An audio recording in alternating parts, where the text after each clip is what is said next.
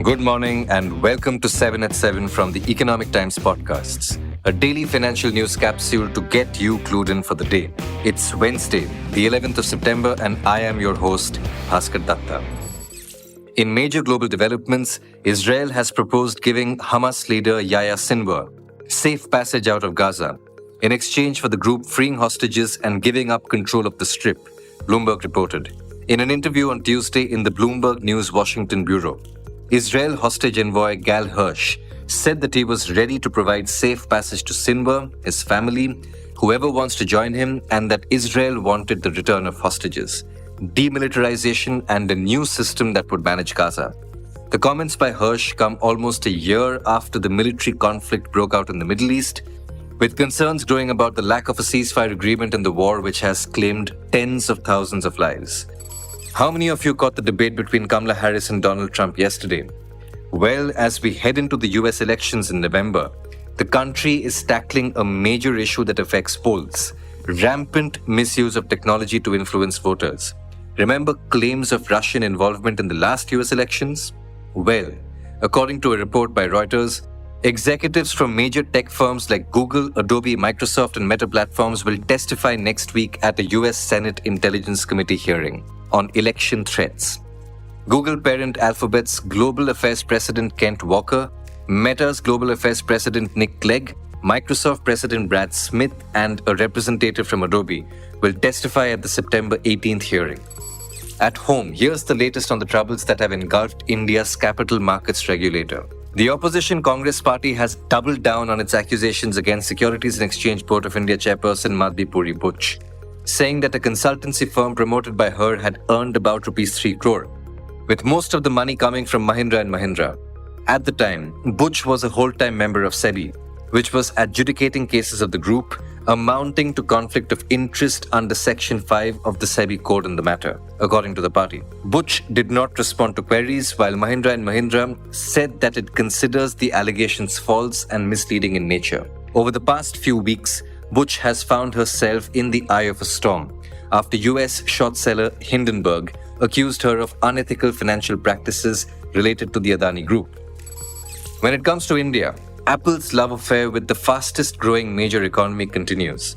The iPhone 16 series may help achieve a record 8% India market share for Apple by volume this year, while pushing its revenue from the country up 18% on year, boosted by the device's artificial intelligence capabilities and reduced pricing of the Pro models.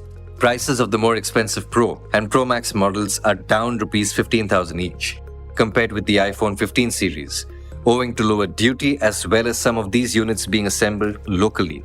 People with knowledge of the matter said to ET, the budget slashed the customs duty on imported smartphones to 16.5% from 22%, inclusive of surcharge.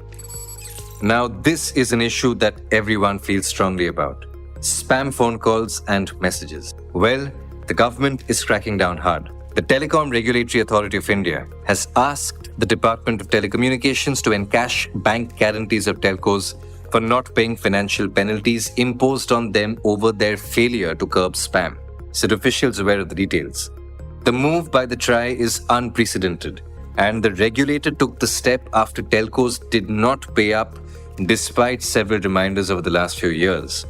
A senior official said that the TRAI Act empowers the regulator to even recommend revocation of a telco's license for non-compliance, but it hasn't done so, as that would be extreme. Want to know who's dishing out fat salary packages for everyone from freshers to the C-suite?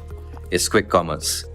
Amid a raging battle for supremacy in the space, an equally fierce war for leadership talent is playing out between new entrants and incumbents alike in the quick commerce space.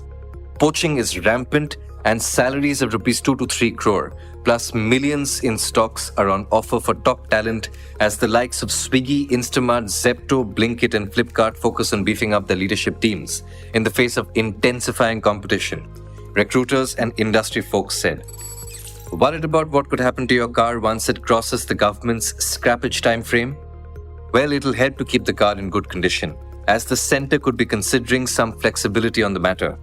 The government is working on a policy that would seek to link vehicle scrapping to their fitness levels, including emissions and not necessarily age. Anurag Jain, Secretary in the Ministry of Road Transport and Highways, said on Tuesday. He said that the move would help in weeding out only those vehicles which are ill-maintained. Speaking at an industry event, Jain said that a question that commonly arises amongst automobile owners is why a vehicle must be scrapped after 15 years if it has been maintained well. That's all for today. Thank you very much for tuning into 7 at 7 from the Economic Times podcasts.